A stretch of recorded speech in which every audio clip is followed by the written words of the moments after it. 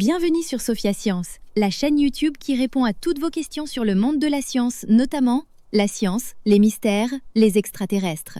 Le contenu de la vidéo d'aujourd'hui est... Pendant longtemps, nous avons considéré les plantes comme des êtres silencieux et passifs. Elles poussent, elles fleurissent, elles produisent des graines, puis elles disparaissent. Rien de plus. Mais si je vous disais que certaines plantes sont capables de reconnaître leurs voisines et même de les prévenir lorsqu'un danger approche, cela ressemble presque à de la science-fiction. Pourtant, une étude menée par des chercheurs américains et japonais suggère que certaines plantes possèdent une forme de communication bien plus sophistiquée que ce que l'on imaginait autrefois. Pour comprendre cette découverte, commençons par observer le monde animal. Chez les animaux, reconnaître les membres de sa propre famille ou de son propre groupe est essentiel. Les lions vivent en troupe. Les lionnes peuvent protéger les petits des autres femelles du groupe. De nombreuses espèces évitent également de se reproduire avec leurs proches parents afin de préserver leur diversité génétique. Cette capacité à reconnaître ses semblables est donc un véritable avantage pour la survie. Mais chez les plantes, la situation paraît beaucoup plus mystérieuse. Après tout, une plante ne possède ni yeux, ni oreilles, ni cerveau. Elle reste enracinée au même endroit toute sa vie. Comment pourrait-elle reconnaître une autre plante? Pendant des années, les scientifiques ont observé que lorsque différentes espèces végétales poussent côte à côte, leurs racines entrent souvent en compétition. C'est un peu comme plusieurs personnes qui essaieraient de boire avec la même paille. Chacune cherche à absorber le maximum d'eau et de nutriments présents dans le sol. La question était donc simple. Que se passe-t-il lorsque deux plantes de la même espèce vivent l'une à côté de l'autre?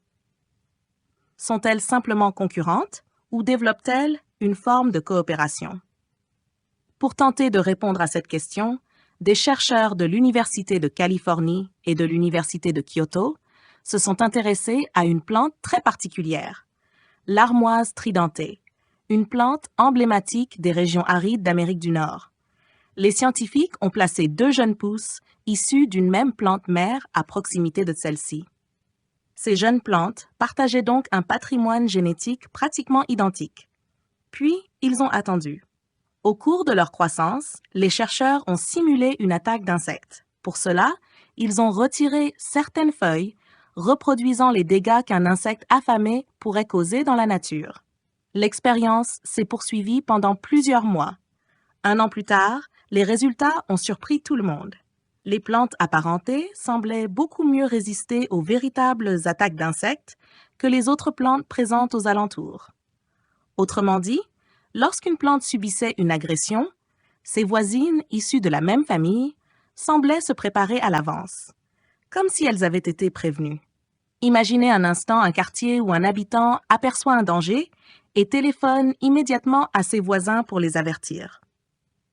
Tout le monde ferme alors ses portes et ses fenêtres avant même que le problème n'arrive. Les chercheurs pensent qu'un mécanisme comparable pourrait exister chez ces plantes.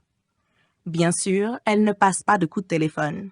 À la place, elles utiliseraient des molécules chimiques transportées dans l'air.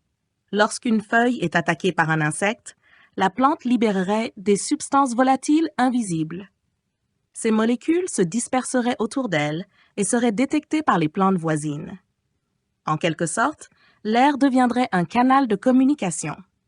Dès qu'elles reçoivent ce message chimique, les plantes voisines pourraient alors déclencher leur défense. Certaines augmenteraient la production de substances toxiques ou amères pour décourager les insectes.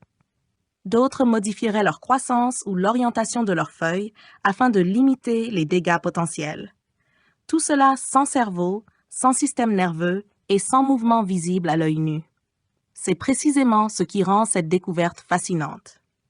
Richard Carbon, l'un des chercheurs impliqués dans l'étude, a lui-même reconnu sa surprise face aux résultats. Selon lui, les plantes sont probablement capables de comportements beaucoup plus complexes que ce que nous avions imaginé jusqu'à présent. Mais comme souvent en science, cette découverte soulève aussi de nouvelles questions. Les deux jeunes pousses utilisées dans l'expérience provenaient de la même plante mère. Elles possédaient donc des gènes très semblables.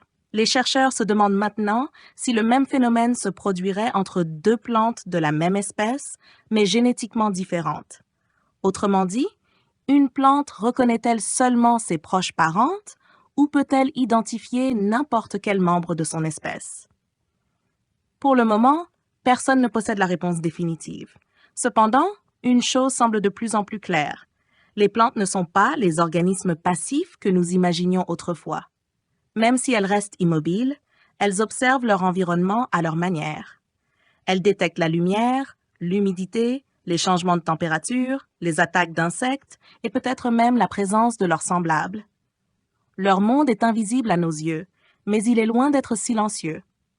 À chaque instant, des milliers de signaux chimiques circulent dans l'air et dans le sol. Des messages sont envoyés, reçus et interprétés. Des mécanismes de défense sont activés.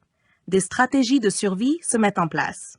Et plus les scientifiques explorent cet univers caché, plus ils découvrent que les plantes sont capables de prouesses étonnantes. Peut-être qu'un jour, nous comprendrons pleinement ce langage secret qui circule entre les feuilles et les racines.